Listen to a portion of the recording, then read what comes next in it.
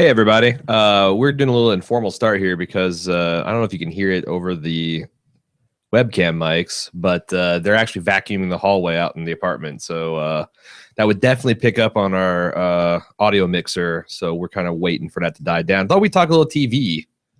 What the hell are you doing? What? Can you straighten my camera out? I'm telling you, you're gonna have to live with the Dutch angle. That's all there is to it.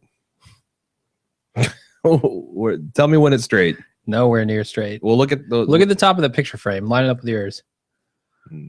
That'll do it. Okay.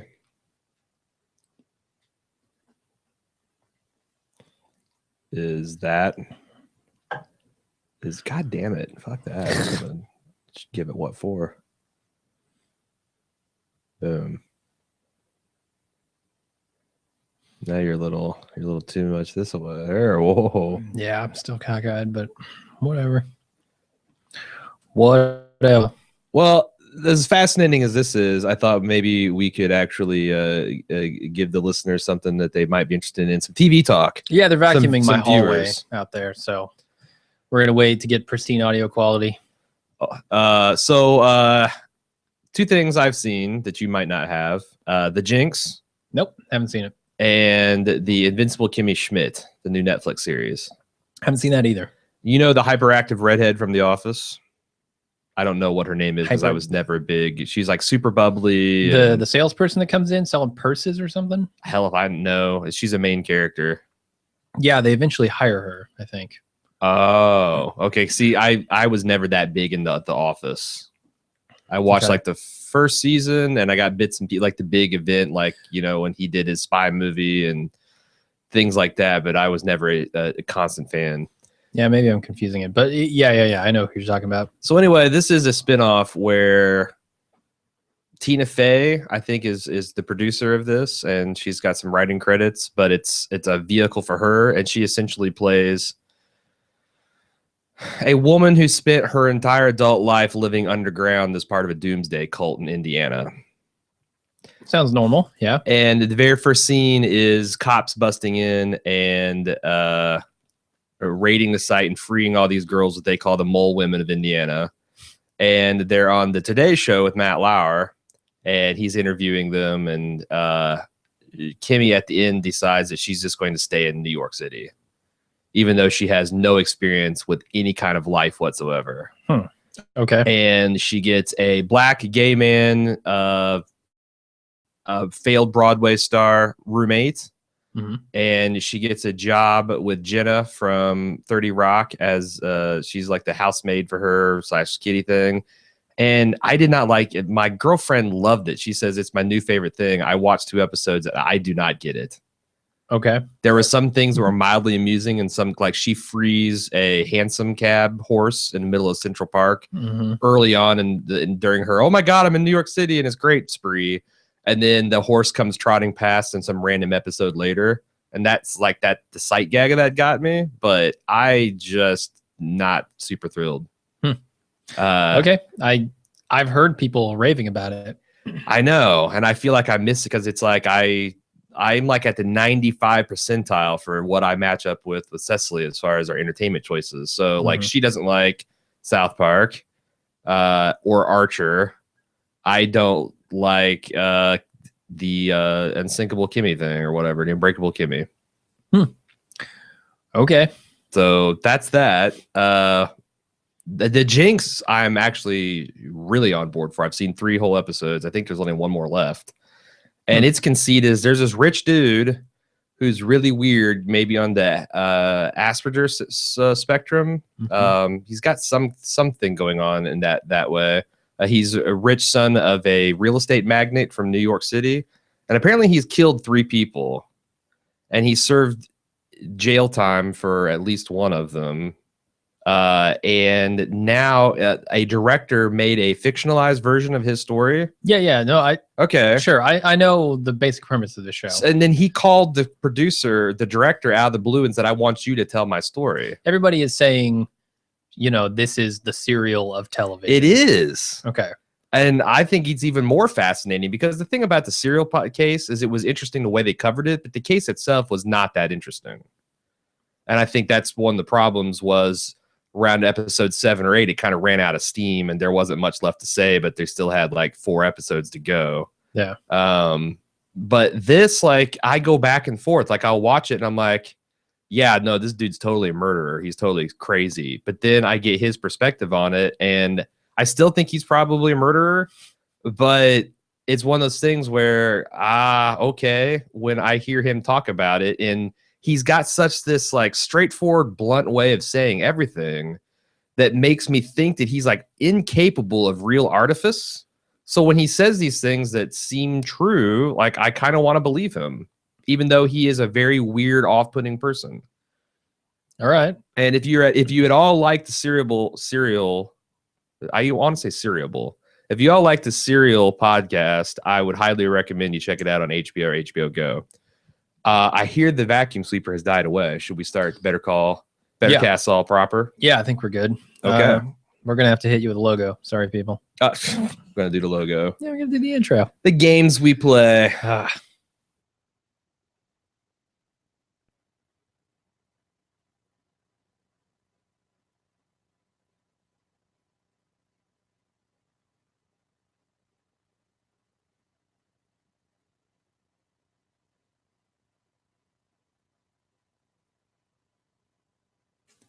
Welcome to Better Cast Saul, the officially unofficial podcast for Better Call Saul on AMC. I'm Jim. I'm Aaron. I almost messed up that intro today. I don't know what's with me. It's been an unorthodox way to introduce the podcast. It is, and it's also been a crazy week for us. So we're talking about season 5, episode 13. Sorry, no, that's Walking Dead. Yes. We're talking about season 1, episode 6, entitled 5-0. This was originally supposed to be the 5th episode.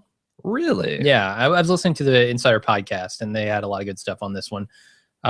Supposed to be the 5th episode. They decided, it doesn't make sense with the way we kind of have it blocked for episode 6. With that look at the end of the last episode wouldn't have really worked at the end of that one, given the timeline and stuff. I totally agree. I mean, however they lucked into the placement, this felt natural. I'm super surprised to hear that it wasn't that way from the beginning. Yeah, I can't imagine going to a Mike-centric episode without the end of last episode. Yeah. It would have felt very abrupt and jarring. Right. So good to know that, they're thinking about that stuff. And what do you think of this episode, 5-0? I wonder if that's where the name comes from. 5-0. I mean, obviously that's for cops, but at the same time, it could have been the 5th episode. Yeah, the name game. We didn't really play the Alpine Shepherd Boy. I guess there was maybe a straightforward one, but there's a little bit of Easter eggy stuff on that. I don't know. So what did I think of this episode? This episode was unlike any episode that came before. Yep. Not just because it was a Mike the Man-Tried episode, but it was a very serious, almost zero comedy other than Jimmy coming in and doing some of his Jimmy shtick. Yeah. It was very, very intense, and it played with time quite a bit. And to like, if I'd have just watched this one time and didn't rewind through some of the conversation, I think I would have been a little bit lost in what all was going on at the time. I don't think it matters because the story they're telling was fairly straightforward. Yeah. And I was also confused by Kaylee. Is that his granddaughter's name? She seems like she is the Bart Simpson / Maggie Simpson. Like, she just doesn't age because she looked like she was 6 or 7 years old in this episode, and 7 years later in Breaking Bad timeline, or however many years it is, she still looks like she's that age, and she's playing Hungry Hippos and coloring rainbow drawings and all that stuff. Yeah. And so I'm like, I was expecting to see Kaylee as like a toddler. So it was jarring to see her as essentially the same person. What did you think? Yeah, I really liked this episode. I thought it was obviously very, very different from the previous episode, with the previous one being, mostly comedy, I'd say. This one has very little of it. I agree with that. I thought the acting all around was stellar.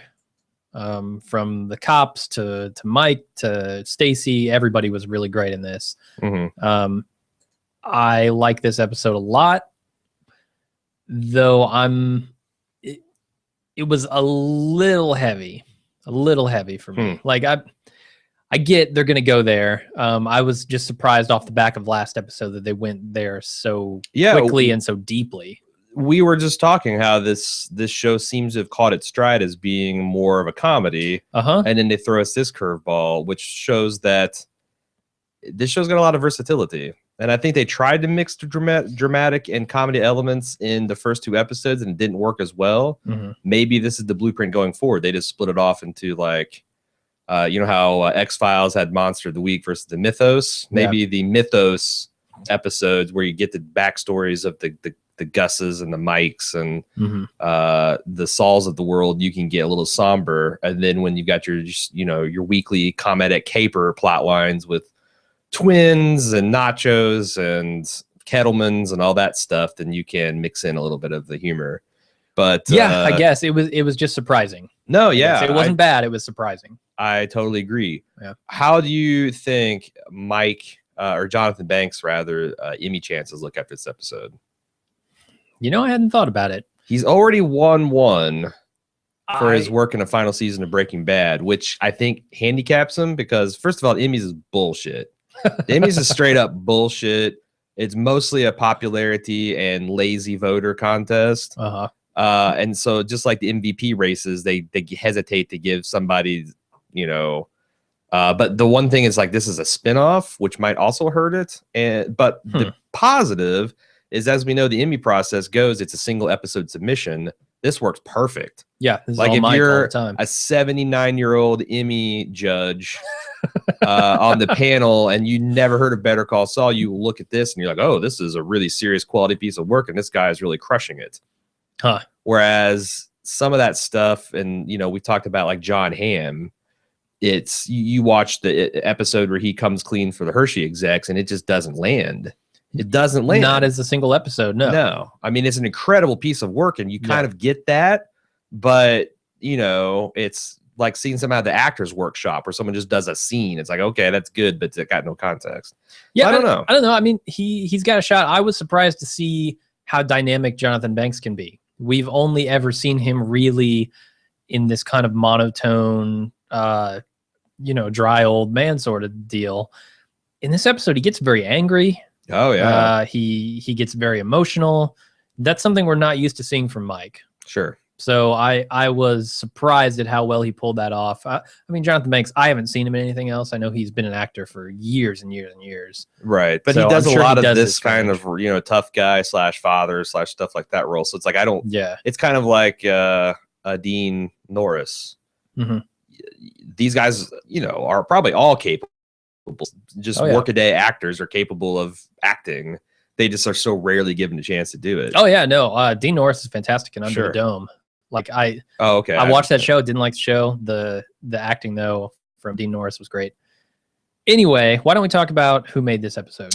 Yeah, I'll go with Shane Bowman, who created a thread for this week because I was in the thralls of a Downton Abbey marathon with my lady and I spaced it. He said that it's directed by Adam Bernstein and written by Gordon Smith. Bernstein, you'll recall, as Shane puts it, is a VIP member of the Villa Gang, directing 8 episodes of Breaking Bad, the second most of any director after Michelle McLaren. He's also married to Jessica Hecht. Oh yeah, who's Gretchen Swartz. We mentioned that 1 or 2. I think it's starting to finally sink in as trivia. Yeah. This episode is written by Gordon Smith, who's a writer's assistant and researcher for Breaking Bad season 5. So, yeah, they had a lot of good stuff with the writer. Got the Billigany stink all over this episode. Yeah, I guess so. All right, why don't we get into the recap? Yeah, let's do it. Okay, we start off with Mike. Actually, we start off with a fairly cool shot of a train going down a track. We are kind of attached to the front of the train. We're going down the track, and it pulls into the station. And we see that Mike gets off of it and meets a woman who gave him the stink eye last episode. I'm not using her name yet because we don't know it. He buys a maxi pad to bandage a gunshot wound on his shoulder when he goes inside. Sure. And that's that first scene. Did you know that this very first shot of the train going down the track is stock footage? That is not shot original for Breaking Bad. Well, so I actually was wondering because it looked like a steam engine. Modern trains don't look like that. Like I think, and actually I would not be surprised if you told me that there was 2 different stock footages welded together. because when they show the undercarriage of like the it pulling into the station, that's a fucking steam engine as far as I can tell. Well, they wanted a very Western feel for it. Well, that is what I gathered. And I kind of thought like, okay, well, that's what he's doing. Yeah. And then, but when they got to wide angle, it looked like a more modern engine. So I thought that maybe I was wondering about that. Yeah, stock footage. Did you? I thought it's pretty good how this show does a lot of the whole show don't tell thing, and they kind of present us with this awkward energy between Mike and his daughter-in-law. We find out, and we don't really know what all that is about it. But after the significant looks of last episode, like, oh, what's going on? She's already got the shifty eyes around him, and this is before she has confronted him about any of the stuff with Matt. Yes. Like, hey, what about this phone call? That kind of stuff. And that's the key to understanding the time jumps is if you look all of the flashbacks from the present day, which is itself a flashback from real present day, the Silver Age to the Bronze Age, it's all very desaturated. Yeah, it's they use a process called bleach bypass, which means they don't actually use bleach in the process they use to develop the film. Although now it's all done digitally, so they kind of fake that process. You think the bleach bypass would make the color be more preserved? I associate bleaching with something having the color leached out of it. Yeah, I don't know why, but it mutes all the colors. I'm not familiar with the process myself. It's just what I heard them talking about on the podcast. I wonder if it's like the opposite. It's the bleach is like bypass means you actually run it through a bleach solution to desaturate a little bit. Could be. But anyway, that's the key to understanding where the hell you are, because if everything's bright and sunny and Breaking Bad looking, then you're in present day, which is the middle day. 2002. If you're desaturated, you're 9 months or 6 months or 3 months in the past. Yes. One question I have is still outstanding after watching this episode. Why did Stacy wait 3 months to call the cops on Mike? So she says in the episode that she found the money while they were moving, I think. Yeah, which was 6 months. 6 months prior to present day, or 3 months after Maddie gets killed. Yep. And then he moves to ABQ. He moves that 3 months after that. Yeah. So she apparently, I don't know. I mean, maybe she called and there was a big delay between the time, because we talked about that last episode. Like, oh, these cops from Philly just show up here. That seems a little too convenient. Well, then that's the other thing is like, I don't understand the mean mugging, the mad dogging that went on, because it didn't seem like, I mean, yeah, I guess the relationship has been strained. But she doesn't suspect that he was on the phone with Maddie the night like before he was killed. And yeah, and he stonewalls her and that strains the relationship. But has he really stayed away from his granddaughter this whole time? Is he like checking once a week to see if she's going to thaw out? Or I wonder if maybe she moved to Albuquerque. We don't know why she moved to Albuquerque, but she might have moved to get away from Mike, because Mike was, like he says, at the bottom of a bottle for a good 6 months. Yeah, I get that. I mean, I think there's got to be something else here, like family or something, because why else would you just pack up and move away from everything? But we don't know enough about. Just, again, I'm a little muddy, and the way they, the way they end this episode, you're not really sure whether Stacy's going to be cool with Mike. Yes, which although I think there are hints there. Okay, I'll get into those. Interesting. What'd you make of Mike's tank top? What the fuck is up with tank top undershirts? Yeah, what is the purpose of a tank top undershirt? The only reason I wear undershirts is to deal with the occasional pit sweat. Exactly. So if anything, if I was going to try to reduce that, I would have like, the undershirt holster, the shoulder holster. I'd have that only packed with like some kind of maxi pad material to shield. Like it seems to avoid every area that gets sweaty. The chest hair area, the armpit area, and it's going to cover your nipples and your navel, which I don't have a big problem with sweating on my nips or my navel. No, not at all. I don't get it, man. Those I get it if you're wearing it, if you're wearing it to show off your guns, or it's like a part of a look. But as just an old man undershirt, I do not get it. If you're in one of the Grand Theft Auto games, fine. Wear if you're shooting a rap video, that is acceptable. Or if you live in a trailer park, you can get away with that stuff. Of course. But preferably I don't with know. track pants. That's a very Italian thing too. Like a lot of Italian men wear these tank top undershirts, and that's kind of my culture and I was heritage. gonna say, I thought you were gonna. I was like, a man trout is not an Italian name. No. Personally, for me, it's something that has always confused me okay. about the heritage of my people. I'm like, why? Why would you do this? I get the spaghetti, I get the pasta. Come on, with tank tops. You need to go to Jersey and investigate. Do a documentary. I guess do a documentary on your people. A tank top undershirt documentary. It's a good one. Kickstarter tomorrow. All right. So Stacy, whose name we find out here, and we also find out that she is Mike's daughter-in-law, thinks that her husband Matt had this heated conversation with Mike on the phone just days before he died. Mike, in spectacular fashion, which capped off a long, like several weeks of him acting different and being moody and pissy, even more so than your stereotypical cop, I don't want to talk about it kind of behavior. Yeah, so she confronts Mike here in this next scene, and he denies it, tells her, we need to move on. He's done, forget about it. And then he gets in a taxi and asks the driver how well he knows the town. So I like this scene a lot. Honestly, if I'm sitting there in front of Mike, I kind of believe the guy. Like he's got a demeanor. Not, I don't think she does. No, because she said, "Oh, well, I guess that's that then." Yeah, and clearly, her whole demeanor changed, and she was freezing him out. Yeah, I would buy it though. Yeah, well, it's just Mike being Mike. You don't understand why he wears tank tops. How could you possibly understand the mind of the man trout? I do not in any way. So we know that this is right after the shooting because he's still bleeding through his shirt. Sure. And we also hear less explicitly, we know the day after he commits the murder, he gets on the train to Albuquerque. This must be the same day. Yeah. Well, I don't know how long it takes to get from Philly to Albuquerque by train.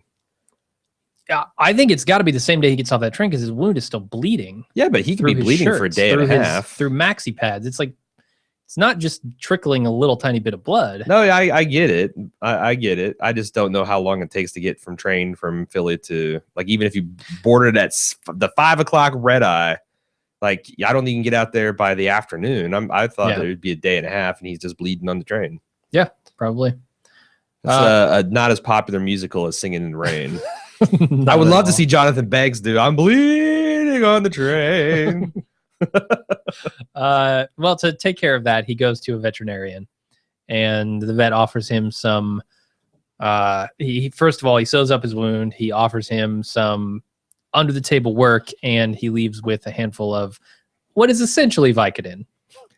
Yeah, it's animal dog Vicodin. It's Vicodin.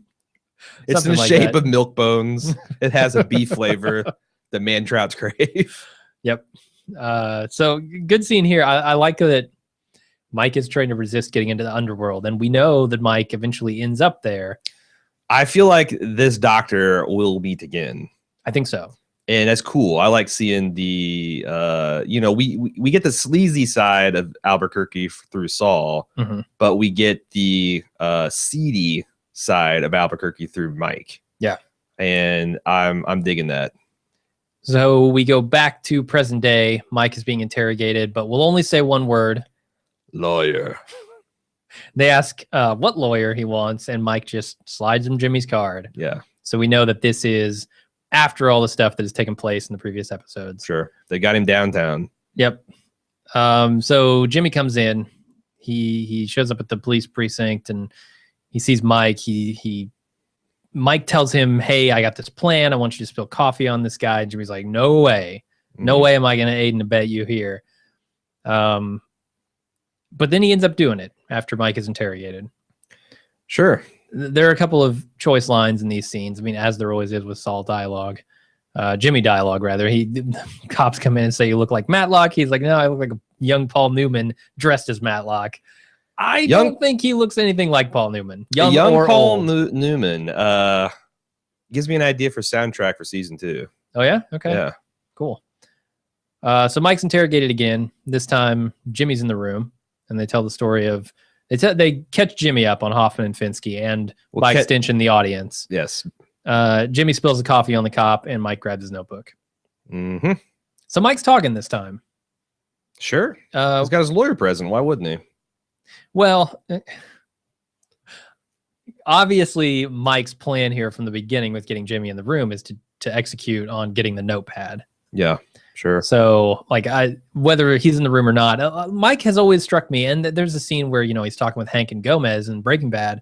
He very much knows how to control the situation in an interrogation. So I don't think he's afraid of these guys. I think he just needs Jimmy in the room to get that notepad. That's exactly right. Yeah. I had a lot of questions at this point in the episode. I was like, oh man, is Mike the guy? Did Mike kill his son for some reason? Well, that's the thing. Like most of the time I roll in watching the first episode, I don't sweat these details too much. Like when they start talking names and dates and stuff, because like normally they don't rely on you getting in one scene and they'll tell you. And I feel like that for understanding the plot, it's not important. But if you really want to understand the timeline and when these things are happening, this scene was very pivotal. Yeah. And, there's a lot of stuff that was made clear when Mike is flipping through that notebook. But then again, it's like, we're the type of people that would pause. But I don't think that like the Villigan counts on people to do that. So if I'm judging this from like an everyman type of episode, I felt like that they were just on the verge of maybe leaving people behind and confusing them with when things were happening and why things were happening. And again, when things were happening. Yeah, no, they talk about that in the Insider Cast, which you should definitely go listen to if you're interested in this. They said, part of that, the reason that they did the bleach bypass process was to let you know where we are in time. They needed every bit of help that they could. Yes. I kind of wondered why they just didn't go with title cards. They considered that. I think that would have been the better way to go.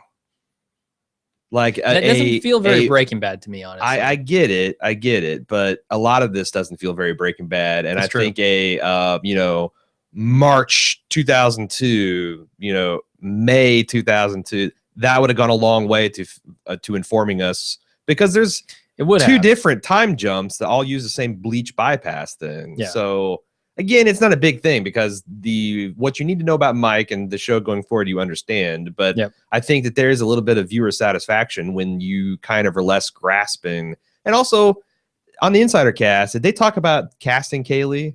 Because that does seem like a boner. They did a little bit, yeah. Like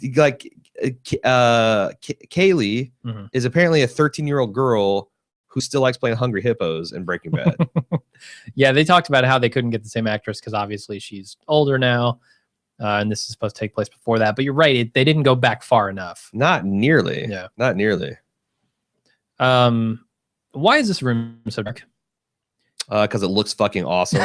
You talking about the interrogation room? Yeah. Oh, no, I actually wrote in my notes how awesome I thought the lighting was. It looks fantastic on film, but it's like, there's no interrogation room that dark. They want the lights on so they can see your reactions, so they can see things that are going on. Plus, the two-way mirror works a lot better when you got a bright light in a dark room, not the other way. I mean, this is like two-way mirror in reverse. Yeah, but it looks the tits. You're right. It awesome. It does. So Jimmy and Mike go out to Jimmy's car, and they talk about kind of what went on there in that interrogation room. He's like, "Oh, how'd you know that I was going to spill the coffee on this guy?" Mike laughs at him. Yeah, why did he laugh at him? I think that Mike understands Saul in a way that maybe Saul doesn't understand Saul. Sorry, Mike understands Jimmy in a way that Jimmy doesn't understand Jimmy. Jimmy doesn't get that kind of influence that Mike put on him. Yeah, because they were talking in the Insider Cast about what Mike is doing in that room and the looks that Jimmy is giving him in the interrogation room. And Jimmy is kind of sympathizing with Jimmy. Mike. Flipped the script the second he found out it was his son killed. And I think he started putting two and two together about what's going on. And I think Mike knew that was going to likely be the case. It's like, when someone asks you to explain to them why you think what they said was funny, it's like, I don't really know, but it was. Yeah, I feel like that's what Mike is saying. Is like, look, if you don't know you're a good guy, or at least my kind of good guy, then nothing I can say. Like, how do you explain concepts like honor and integrity and that kind of thing? You can't. If you try to explain it, you either got it or you don't. But you can certainly exploit it. And that's what Mike did. Yeah, sure. But I don't think that. To be fair, Saul did owe him one. Jimmy owed him one. Sure. I don't think that Jimmy and Mike are fast friends here. I think but they Mike helped each other him. out a little. Yes. And I think does he respect him? He can't. he counted on him to do what he wanted him to do. But I think when you combine that with the previous episode where, so Jimmy kind of unravels the case with the Kettlemans, I think Mike does respect him a little bit. Yeah, respect might go a little too far, but he doesn't think he's a complete, like, I feel like a guy like Mike divides the world into dumbasses and not dumbasses, and 95% of the people are dumbasses. Yep. So Saul has wiggled his way into the 5%. Yeah, and maybe there's a top 1% where he reserves for like the Gus Frings of the world, where you got my respect. Yes. If you ask his son, if you ask Mike, is Jimmy a dumbass? He goes, yeah, right. Yeah, exactly. That's the response you get. You get is the grim laugh. So Mike then takes the notepad home and he's looking through it, and he sees something he doesn't like. And he calls up Stacy and goes over there to ask why she called the cops on him. And then she says it's because she found money in the lining of a suitcase, and she's all worried about Matt being dirty. And then Mike gets very angry about that and says, my son was not dirty. But he does admit to being on the phone with him that night. Yeah, what's Kaylee thinking in her bedroom? Grandpa's swearing and damning her mother and talking about her father being dirty. Why doesn't he take a bath? Plus, I thought he was gone anyway. I don't understand these things. I'm 13 years old. 7 going on 13. Yep. Yeah, this is a really good scene. This is the part where I stood up and was like, wow, Mike, the man trout. No, he gets angry. I had no idea he could even get angry. But he does. I've seen him annoyed and pretty angry with but if he was with 6 at Walt right before he died, he certainly got to like 9 here. I mean, he was like, that's the thing. His son, man, is something he is incredibly defensive of throughout the entire episode, and you find out why. Like, I don't even know how you live with yourself with a man like Mike and Mike's situation. Yeah, with that explanation of he broke his boy at the end. That's Oof. And for I mean, we'll talk about it, but and not only that, but for no good reason. It'd be one thing if you did it and it saved his life. Yeah, but Jesus. Yeah, it was for nothing. So here's a line from Stacy that makes me think maybe she's going to be okay with Mike going forward after this episode, because she's talking about how she wants these guys, whoever killed Maddie, to rot in jail. She doesn't care where it leads or what it uncovers, and I think that is a hint as to when Mike reveals, hey, did she say jail or hell? I thought she said rotten jail. I wrote in hell. You did? Either one. Well, no, she'll take either. No. There are, like, if she's the Batman type of vigilante who wants to see, that doesn't believe that, killing justifies a means where killing is concerned. Sure. Then she could have a more negative reaction. If she says hell, then that's a path forward because Mike got him there. It's true. So I guess it is kind of a distinction. Let's pause the podcast. We'll watch the episode again. We'll get right back. Let's not do that. Okay. 3 months ago, Mike picks the lock on a police car outside a bar, and then he goes inside to drink, where he sees a couple of cops and says, walks up to him, says, "I know it was you." He Fredo's him. He does. The rarely kiss him on the cinematic mouth, dual Fredo. He tries. You just can't. He tries the dual kiss. Yeah. He tries to get it, but this facial geometry of his big melon doesn't allow the double lip proximity. Yeah. So at this point, I had written down Hoffman and Finsky. Obviously, sure. By the end of this, we know. The bar closes. Mike leaves. He tells the bartender that he's going to ABQ, and then he's warned about the tarantulas. Did you ever talk about him doing the whole cruiser caper?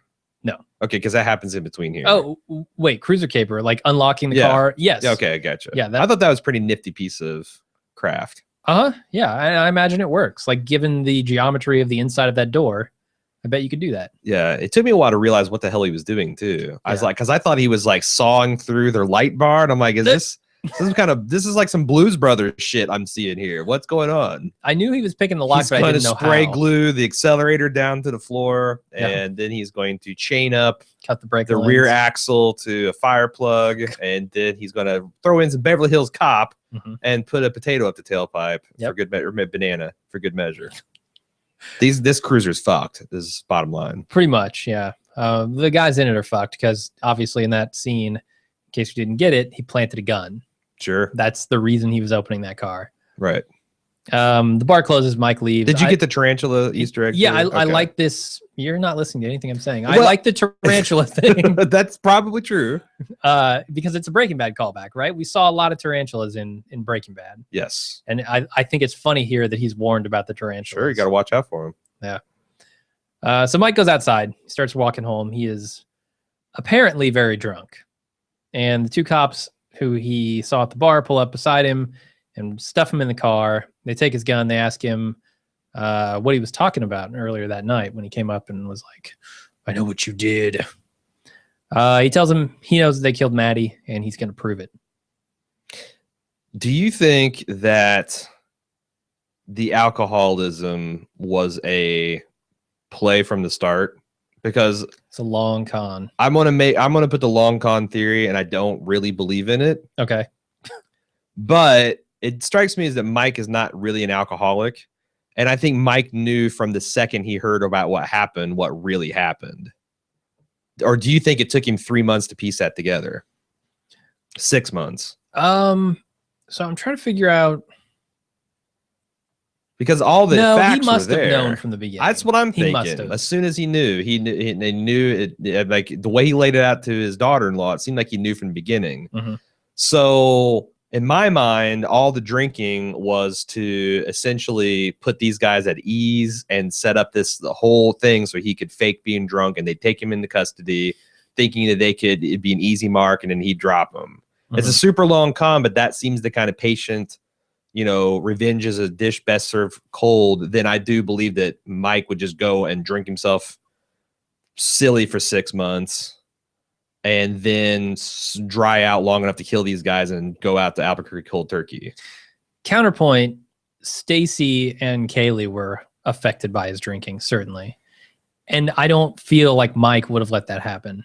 Was Kaylee or his daughter? Because he essentially froze his daughter out and refused to talk to her, and was, used the alcohol as the excuse for that, which would also, I obviously he wants to get away with this. He doesn't want to, what does a cop fear most in life? Going to jail. Mm-hmm. So I could see him spending the time to do that. And also it would give him a chance to be in the bars and really observe their patterns and get their routines down. And I don't know. Yeah, I didn't get I'm starting that to feeling talk from myself into this. Mm-hmm.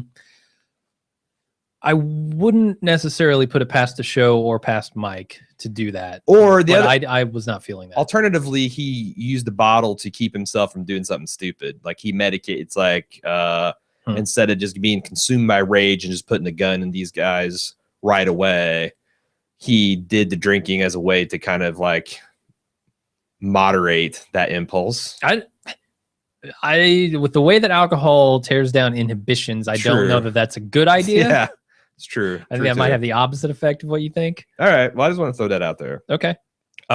You mentioned that when we were watching this was all green screen car work. Yeah. Best damn green screen car work I've ever seen. It's really good. Like they said it was like a labor of love trying to get this green screen to look just right. I mean, Mad Men is always famously bad, mm-hmm. and Justified is also usually really bad. The green screen car work is just kind of bad. I was stunned. They even got the reflections right, and yeah, I imagine it's hard to get background and lighting on your actors to be to match up. And you got to get the subtle jostling of the camera in the car. I mean, it might have been just easier to fucking film in the car, but yeah, that is really good green screen car technology. Sure, I'm with you. The other thing that I felt here was Mike might have known most of the way that these guys killed his son, but I feel like this plot was kind of also a way to verify that. Because if he goes in and he says, I know what you did, you killed my son, I'm going to prove it, and they didn't, they're like, whatever, old man, get out of the car. So there's no risk to him if they didn't. But if they did, he's got the plan in place to take it out. So he might be also just finishing off the verification process here. Given what Mike said later on about prison being the cop's ultimate fear, do you find it interesting that he went this route rather than getting them on record of plotting all this stuff out and trying to kill him, and then like he could have kneecapped them both and then had them rounded up? I mean, Mike's a kind of, I don't know. I think Mike's code of honor says that you gotta snuff these guys out. I think so too. Even if it would be a fate worse than death to send them up to the big house. Yeah, I think he's an eye for an eye kind of guy. I'm slipping into like 30s gangster term. Yeah, to the big house. See. Well, you match up with the steam engine, so perfect. So that would be the Hooskow, the Pokey.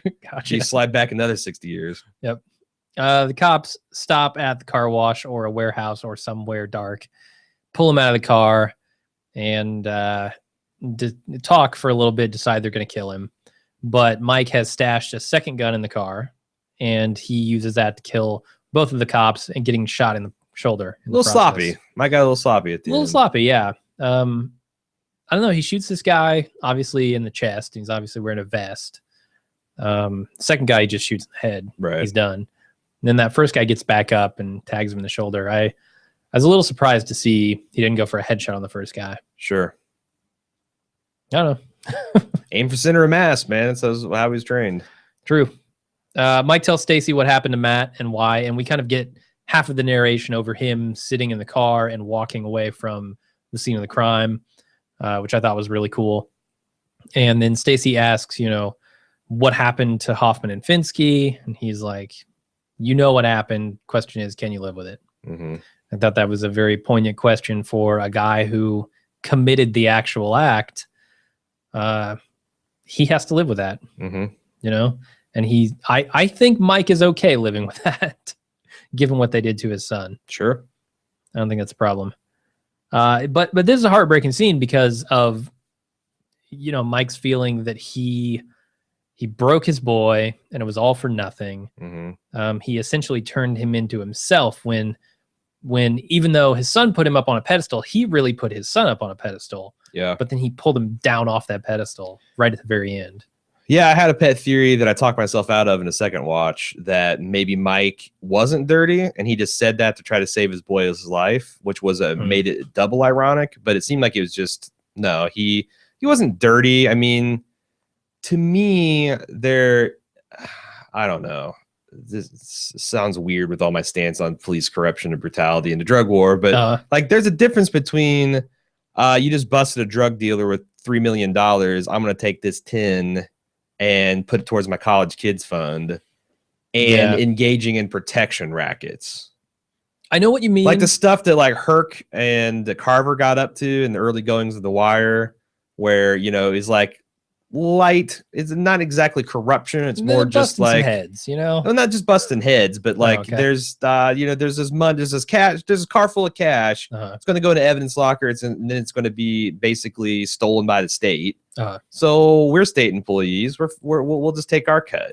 The problem versus running a protection racket where you actually are cracking skulls and selectively enforcing crime. And in that, it's like or pulling people over on the side of the road, crashing their car, assuming they're drug dealers. No, that's different. That's different still. That kind of seizure stuff. If you get a guy that's pulled over and he's got automatic weapons, $3 million, and several keys of cocaine in the back seat, he's probably a drug dealer. You pull over an old dude crossing state lines, got 20 grand, and he's got a want ad for an automobile that he's going to buy. You're just stealing from an old dude, and you should go to hell. What I'm saying though is it's a slippery slope, right? I get that as well. Giving them the leeway to take that money and just turning a blind eye to it means they're going to dig deeper and deeper. You're essentially putting it up to the cops' own honor as whether they're going to be as nakedly exploitative as they can. I just feel like the Mike was probably the former. He was the guy who was like going along to get along. And these other guys, the sergeant, the L&H or whatever their names were, they were more of the actively evil. Like there's dirty cops and there's really dirty cops. And I think Jonathan Banks was the lowercase d and they were the big D. Yeah. If you like this story in any way, go watch The Shield. Go watch The Shield today because you will love that thing. Sure. And it's got, Walter Goggins in it, who's great. Walton. Walton Goggins. Yeah, he pulled an A-run. I know. Fuck. Now you're turning your dad, Walter. That's how he would say Walton. The other thing I really like about this scene, aside from just stellar acting from Jonathan Banks, is the way they pull out at the end of it. They just take the camera, set it kind of almost on the floor, and just pan it back. And I felt like it cut off a little too soon. Like they should have let that linger a little bit longer and kept pulling back, but it was a really nice shot at the end there. So one thing I noticed when she leans in and asks him about the two cops. Mm-hmm. She has her hand on his knee and then another hand on his shoulder, like, a genuinely like caring moment. And then when he says, what happened, the question is, can you live with it? She leans back, still hand on his knee, but takes the hand off his shoulder. Just from a character velocity standpoint, I would say that that's trying to indicate to us that they are, obviously he gets to a point where he's playing with his granddaughter and all that stuff and Breaking Bad, but it feels like these characters are going to continue to drift apart, at least for a time. You, I think, got the opposite take. Yeah, given what she says about how she either wants him to rot in hell or jail, one of the two, I felt like she would be kind of okay with this. But isn't it scary that this is the guy that you're potentially putting the life of your grandchild? I mean, saying that and then finding out that this dude double murdered police officers. Yeah. There's there's a difference in knowing and suspecting. Sure, certainly. So I don't know. My takeaway was that she was a little. I don't think she's like up in arms about what he did, but she's frightened of this man suddenly. You might be right. And also that he had these many secrets that he kept for her for so long. Sure. I feel like she wanted as much justice as he did, though, for Matt. I agree with that. And I don't know that she's going to necessarily blame him too much for doing what he did. Sure. That's just the impression I got with the overall episode. So I'm not I don't know what type sure. of person she is, though, because there's people that want justice, and justice is defined as the proceedings of the official justice system. And there's people that say, I want justice, and they go to the Godfather and they get justice. Like, yeah. Which type is she? Mm-hmm. It's a good question. It is. Okay, that's it for the episode. If you don't have anything else on it, let's move on to feedback. Yeah, first up, feedback. Maricat says, on the latest podcast for Better Call Saul, you pondered what could have happened in the 2 years or so that induced Chuck's electromagnetic hypersensitivity. I was listening to the Insider podcast today, and they mentioned in a flashback that Chuck was visiting Jimmy in prison. He was wearing a wedding ring. In the present day, Chuck does not wear a wedding ring. Could his condition have been caused by divorce or the death of his spouse? No other character has mentioned anything about a divorce or death of a loved one in relation to Chuck, but that could be because it upsets Chuck to talk about it. Imagine the way he reacted when he thought Jimmy was slipping back to his old habits, then multiply that by 100. Jimmy and Kim seem to talk about Chuck as little as possible when they're together, with Kim working for Hamlin and that being a touchy subject. This could be why Chuck's marriage hasn't come up in conversations between them either. What do you guys think? It's not a bad idea. I mean, there's a little bit of a chicken and egg. Like, his electromagnetic hypersensitivity could have been brought on by his inability to come to grips with his wife's death, or he could have gotten electromagnetic sensitivity through unrelated causes, and then his wife had enough of that after 6 months to a year and then left him. But either way, that is the wedding ring, having it and not having it is some kind of clue here. Yeah, I think you're right. Dan from Manchester said, I'm making a probably incorrect prediction, but one I find interesting. We know from the first episode that Slippin' Jimmy earned his namesake walking towards a particularly bad patches of ice and falling flat on his ass. We also know that depressed future Saul is holed up in Nebraska with plenty of ice patches. I predict that the very last scene of this season is future Saul making the decision to walk over a patch of ice and start over as Slippin' Jimmy. This would be a great bookend to the season, but I'm not saying that we then this would be great book into the season, but I'm not saying that we then only be with future Saul. But we can occasionally see him and how bringing back Slipping Jimmy causes his past to catch up with him. That's what I would worry about. I'm worried about him being 30 years older and trying to be Slippin' Jimmy. That shit doesn't work as well when you're 40 something, right? Yeah. Breaking it, you break a hip or something like that. I mean, he's not that old. No. He's in his 40s for sure. But yeah, you're right. That starts taking a toll. Slippin' Jimmy as a 20 something is a lot different than as a 30 or even 40 something. Yeah. Also, that kind of, filing lawsuits and running scams and getting in illegal murder areas is not how you want to behave if you're trying to lay low. Now, one question I have is Saul really afraid for his life at this point. In Nebraska? Yeah, I mean, he doesn't know probably everything that went down, but who would be looking for him? Lydia's dead. Yeah. Walt's dead. The Nazis are dead. The Nazis are dead. Gus is dead. Gus is dead. The cartel Mike's is dead. dead. Mike is dead. All of Mike's dudes are dead. Spoiler alert for anybody who hasn't seen Breaking Bad. The meat eating man's gonna come for some back steak pay. What? His secretary, his receptionist or whatever is gonna come looking for him. Whoever the redheaded fake EPA guy. Bill Burr. I don't know his actual name in the show. I'm curious about who he's actually hiding from up there. I think he's hiding from people he fears would be after him, but aren't. Right. Honestly, yeah. I don't think there's anybody to come after him. Huh. I wonder if the show will ever take the leap to where he realizes that, and then we turn a new chapter, and that would be interesting. I guess it's whatever the story they choose to tell, because clearly they know what they're doing. Yeah. Anyway, thanks for that, Dan. Moving on to Jimmy J. Said, hey guys, I clearly remember seeing Chuck light his camp stove with one of those electronic extension lighters in episode 4. You know, like the aim and flames. There's two types. You got the Bic lighter that uses flint and steel to make spark, and then you got the static one where you push a button and it generates a static spark, and then that's what lights the flame. And he's saying that he did that in episode 4 because I'm going to let it go. But after the big deal made over his condition in episode 5, I got to call Daryl Dixon bullshit. Do those have batteries in them? They don't have batteries, but they do generate an electric spark.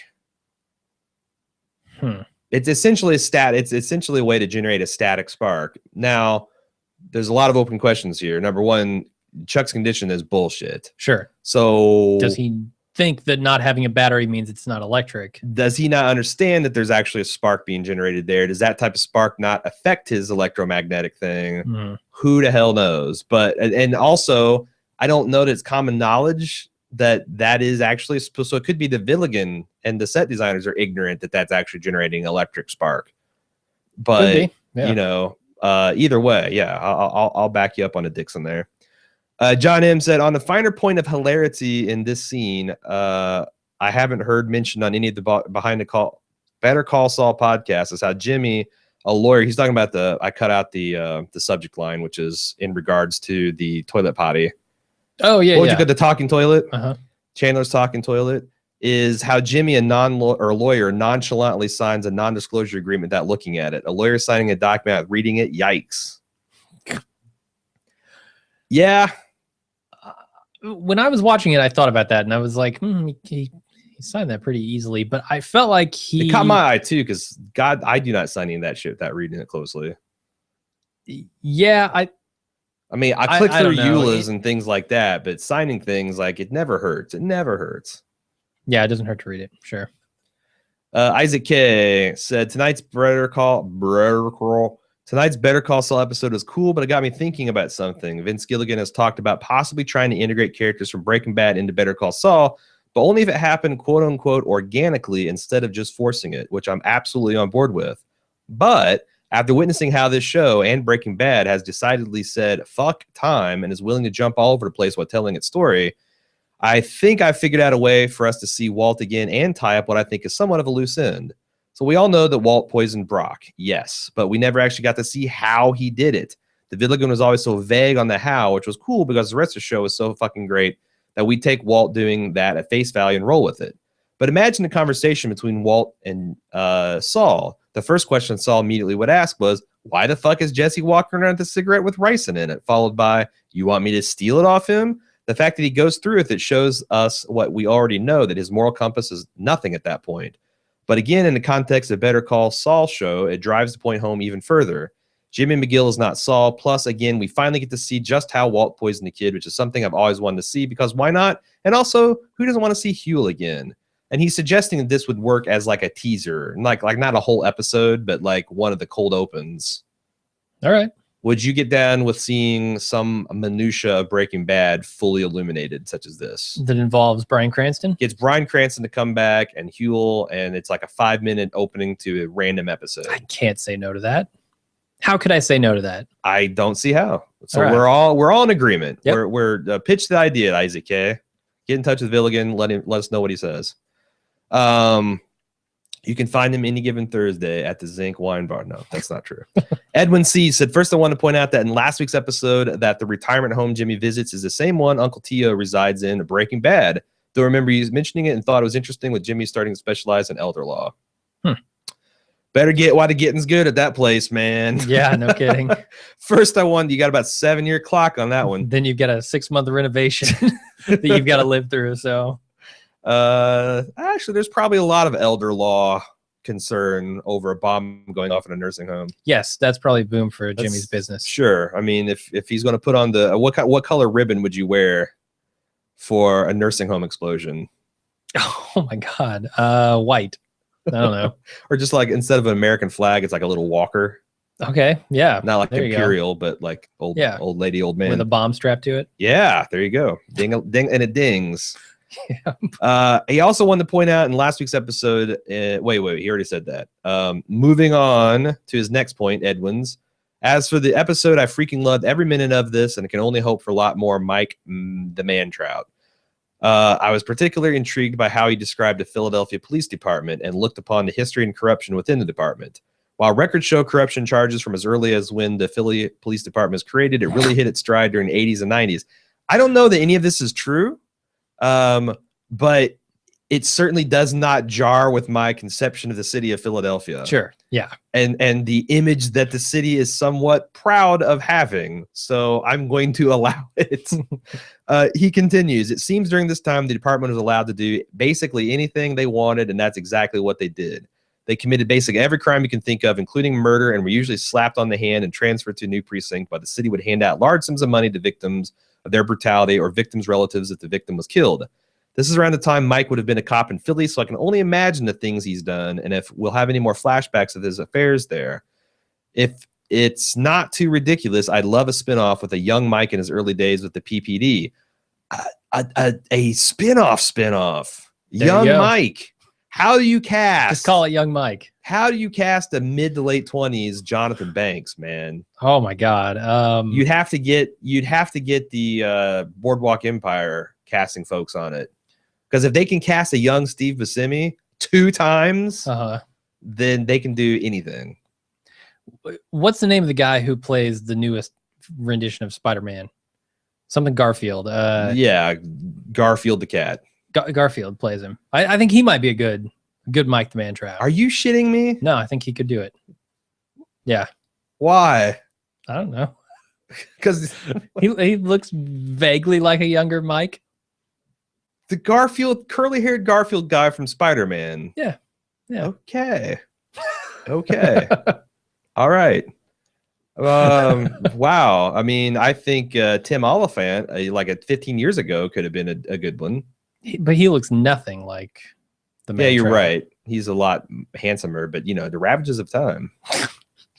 Yeah, time's not a lot. kind It's not Mike. the years, man. It's the mileage. You're right. Mike's right. got a lot of miles on the tires. Yep. Edwin continues with this show answering some questions about Breaking Bad. Do you think we'll ever get a true background story for Gus Fring? Oh, this is a topic near and dear to my heart. It's mentioned by Don Eladio that he knows who Gus is, and that's why he didn't kill him, and that Mexico isn't Chile. Mike also makes mention to Gus' past while talking to him, saying that if he couldn't find anything in his past, that the DEA won't either, implying that Mike knows of Gus's past.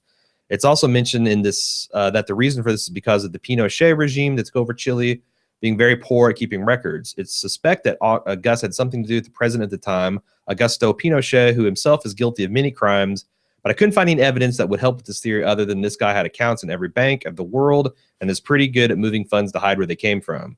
So we did a fairly deep dive of that back in season 4 of Breaking Bad, and it's something that we were kind of on pins and needles for, and then it just kind of went away. Never did anything with it, yeah. I think it's necessary in the backstory of Gus. If you're going to try and tell that, you've got to go into it. How does Mike meet him? How does Gus get to where he is? Certainly. Those things need to be brought up. And it's becoming clear to me that they're going to go there. And I'm not saying they have to do it in this season. It probably won't happen this season. But season 2, assuming that Giancarlo Esposito starts playing more of a role, I think they have to go back and explore more of this. Like, I would love it. Yeah. And that puts the danger of this show being more about the rise of the chicken man and the rise of the man trout. But I don't give a shit. I'm perfectly fine if every year there's an episode that steals the show away from Jimmy. Sure. So anyway, moving on. Pablo L said, just when I thought I was on board, full steam ahead, hook, line, and sinker, and Better Call Saul, I can't help but wish the Gould and the Gilligan based the spinoff on the one and only Mike the Man-Trout. Everyone's saying Man-Trout, but I find it very hard to say that. Yeah. And I like saying the Man-Trout. The Man-Trout.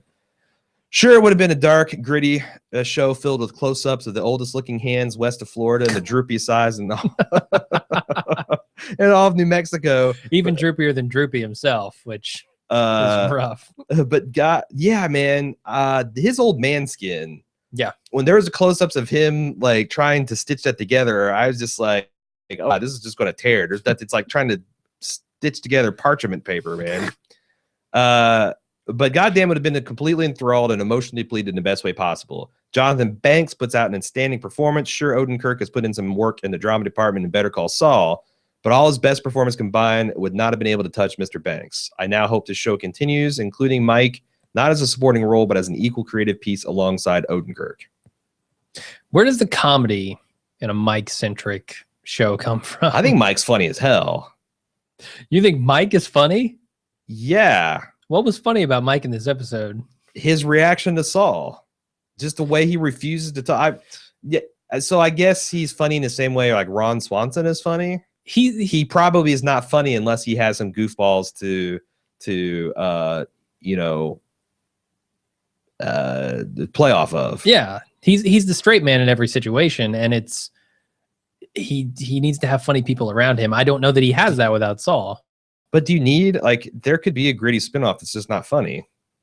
That's like saying like why is Gotham funny, or why is The Americans funny? Well, it doesn't have to be. Sure, it doesn't have to be, but that was kind of one of the hallmarks of Breaking Bad, is it was also funny. Yeah, like I don't see Villigan writing a series that isn't funny. That doesn't have some humor. Yeah. No. I think you're right. He's even the X-Files. He's too much of a pop culture whore. He would not be able to not pay homage to some classic comedy thing. Yeah, I'm just not sure I would want to see all Mike all the time. Yeah, but we were like that with Saul. And yeah, we're not getting that. So I'm okay with that. All right, moving on. Joe V said award. Well, I mean, the other thing is like Young Mike is essentially just a cop show. It's a dirty cop show. It's The Shield. It's The Wire. It's like all those that's probably been done a lot better. And also, you're not going to get Jonathan Banks unless they give as much shits about Jonathan Banks looking age as they do Kaylee, and he's just a 70-year-old looking 24-year-old dude. I like it. That's where the comedy comes from. Quantum Leap. Everybody's saying like, "Aren't you a little old to be a cop?" And Jonathan Banks is dead eyeing him. We have a Quantum Leap situation where Jonathan Banks travels back in time to instruct his younger self to do some shit. I don't know. There you go. There you go. Terrible premise. Joe V, Emmy Award for Jonathan Banks. Hell, give him an Oscar too, because his 40-minute performance was better than anything I saw in any movie lately. I don't think that's how the Oscars work, but nope. Final line is the basis for this whole story and why Mike is linked to Jimmy/Saul. They know the dirt, and it's really about how much they can live with. We know they can live with a lot of dirty, so bring on the Kettlemans. Agreed. And I like, again, like I said, I like you get the sleaze and the seed all from the two guys. Alex C from NYC said, love the story. I think it's taken as a whole. It was the perfect explanation for how Mike became who he is. On the other hand, I think it was written more like a play with long-winded, stilted monologues with near unspeakable lines. Jonathan Banks pulled it off for the most part, but the actress playing his daughter-in-law, well, let's just say some lines felt like they were rehearsing the scene. Also, the cinematography broke the cardinal 180-degree rule on several occasions, which was very jarring. Let's take this as it goes. I will confess, I thought that at the more extreme parts of his performance, Jonathan Banks was a bit shaky for me. There was one moment where I thought that. There's one where it a single voice crack that didn't line up for me. That it felt like he was going to go into a full-blown sob. I was like, oh, I don't know about this. And then he recovered. Everything else was excellent. So not enough for me but since we're talking about it. And I did think the dialogue was a little shaky too. but it's an instance where the kind of the performance and the direction and the emotion that they'd set us up with kind of saved and carried the day. Yeah, so AV Club has an interesting take on this. It's Donna something was writing the review on this one, and she said this is basically the cliched noir cop drama that you wouldn't bat an eye at if it weren't for this being Mike. Huh. And I kind of agree with that. I've seen this story play out so many times in this exact way. If it weren't Mike and we weren't already invested in this character, I don't know that it's that interesting. No, I mean it's a 45-minute version of The Departed, right? Kind of, yeah. But I don't know. That's such a bull. I mean, yes, that's true, but there's only like 7 basic stories to tell in all of drama. So if you want to boil it down to stuff being archetypes, it's all about how well things are done and what that makes us feel and what we're talking about the next day. So like, yes, I get the point. And like I said, I agree with Alex and I kind of shared your same point with that one tiny note, but I don't want to dismiss a whole plot just because it's been done before. Like you can't just Simpsons did it to everything. Yeah. She gets into more specifics like, especially how they speak in this episode, and like top to bottom, there are a lot of cliches. Sure. I don't disagree with that, but he was a week from retiring when his son died. Yeah, pretty much. But shit, unless you read his fucking notepad, you wouldn't even know that. Yeah, so I don't know. I understand what she's saying, and I agree with her analysis, but I don't think that necessarily made it bad. All right. Or took away my enjoyment. As far as 180-degree rule, like I'm aware of that. I noticed it being broken, so it didn't jar me. Yeah. But then again, I'm not exactly. It has to be pretty severe breaking the laws of cinematography before I start noticing. This story itself wasn't particularly novel. We've seen the same thing in various mob movies, as you said, The Shield, The Place Beyond the Pines, but I'm fine with that. I do wish it was established earlier in the episode that Mike's son held him up on a pedestal. It would have come as more of a gut punch at the end there to learn that Mike was also dirty. That's a fair point too. Yeah, I like that. I don't know how. I mean, obviously, this would have been much more meaningful if we had seen Mike and his son interact for several episodes. And you know, this is like a whole season-long arc in The Wire. Then it turns into. But sure, what are you going to do? Give it another episode to breathe? I don't know. He concludes, still awesome, and now who thinks Mike must have had a hand in training Huel in the art of startle a guy and pickpocket him? Could be. Huel's technique's got to be impeccable. Because as Saul said, those sausage fingers, the fact that you're able to lift. I mean, he's working with subpar tools. So yeah, I mean, it's like watching a guy carve a block of ice with a chainsaw. It's just like, yeah, it's not even, I'm not even impressed at how good it is. I'm just impressed you're using a chainsaw. Doug L., our resident lawyer, has a couple of legal notes. He had a bunch because we had a lot of feedback this week. I didn't have time to read them all. But the one that I thought was interesting was one about jurisdiction. And I actually wondered that in the back of my mind. Said the Philly police have no jurisdiction in New Mexico, but it's an old trope to see criminals making a getaway for the state line, hoping the cops will simply come to a screeching halt at the border. I'm pretty sure every episode of Chips ever relied on that. And at the county level, every episode of Dukes of Hazzard. But he says this is not remotely true. First, as seen in the episode, an ABQ police officer was present to ensure proper jurisdiction and procedure. More importantly, all states have reciprocal agreements with each other so that law enforcement isn't prevented from apprehending a suspect by a line arbitrarily drawn over 100 years ago. In fact, it's quite common for police to reach across state lines to contact witnesses. When investigating a case, you would also expect police to contact pertinent witnesses, and virtually everyone has friends or relatives residing far away who may possess relevant information on the case. The Philly police, however, could likely not arrest Mike themselves because they do lack jurisdiction. That said, they'd be able to detain him, i.e. physically restrain him in the back of the car in cuffs until the ABQ police handled the actual arrest so he can be shipped back to Pennsylvania. Detention and arrest are different. Detention simply means police are confining you physically so they can prevent your escape while they question you or eventually take further action. They only need reasonable suspicion you committed a crime to do this. Arresting occurs when there's probable cause that you committed a crime, which is a higher evidentiary standard. All right. So there you go. Good to know. next time I run from the In cops. fact, it's the whole world's like that nowadays. Like you have to look pretty high and far to find countries that are not extradition treaty friendly with the United States. Yeah. Got to go to like Russia. You end up in the Russians and the Switzerlands and the North Koreas, I presume. Yeah. Of the world. That's my bug out plan. So, and then somehow I don't know what happened, but there's a huge, like, I got Omar K, and then there's like 2 pages of blank space where I must have inserted some stuff. No one cares about this. Why am I say it? No, I've already marked it to cut it out. Good man. Good man. Omar says, one point I'd like to make is an obvious trope. The show is basically everyone's a little corrupted, and that's what got Matt killed. Do you think this might be foreshadowing that Jimmy Saul will die because of his corruption in Omaha?